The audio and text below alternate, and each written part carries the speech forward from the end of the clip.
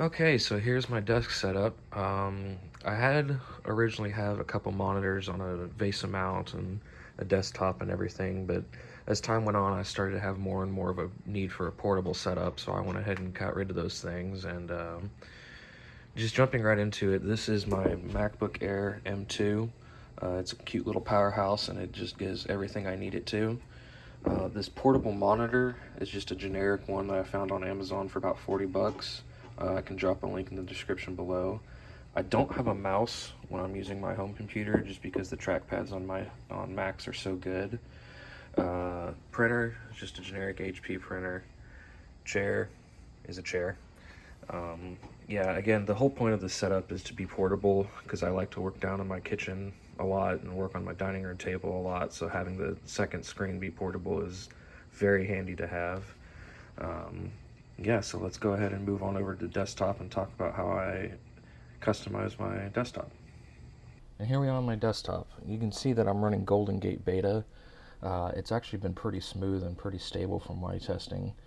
Usually I try to stay away from betas on production devices, but a lot of early reports said that this one was good, so I gave it a shot, and it's been good so far. This is the default macOS desktop. I'm going to try and show you how I get from here to my setup. So the first thing I do is I go in, go to Appearance, and we enable dark mode. This is something I do on all of my devices. It's just a personal preference of mine. Another preference is I like that this liquid glass slider be set all the way to transparent. I just like the liquid glass look. I don't know, maybe I'm weird. And of course, icon and widget style dark as well. Now, to customize my dock, it's usually most people have a bunch of items in their dock and they keep it down here at the bottom. I actually like to remove just about every single item I can. In fact, I remove all of the items from my dock. Because what I do is I will end up keeping my dock hidden and only access it when I want to switch between apps. So it's important that there's no extra icons in the way.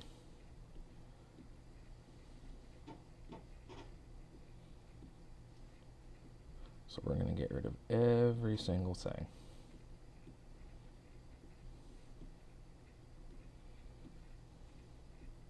Including the All Apps icon and the Downloads folder.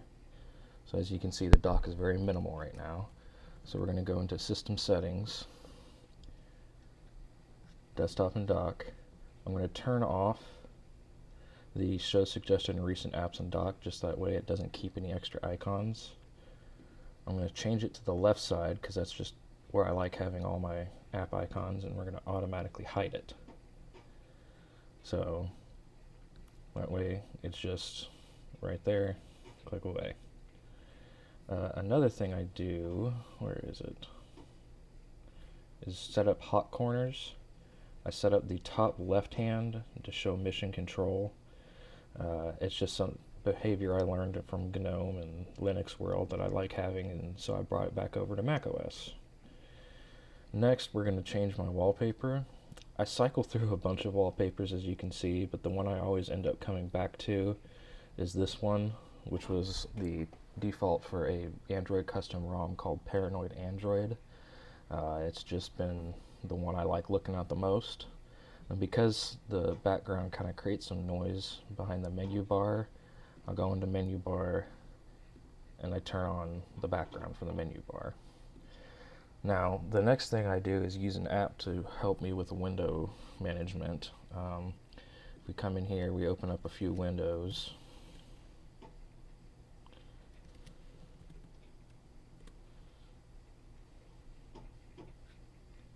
You can see that it's, by default, it's kind of chaotic. So what I'm going to do is use a app called Amethyst. Boop.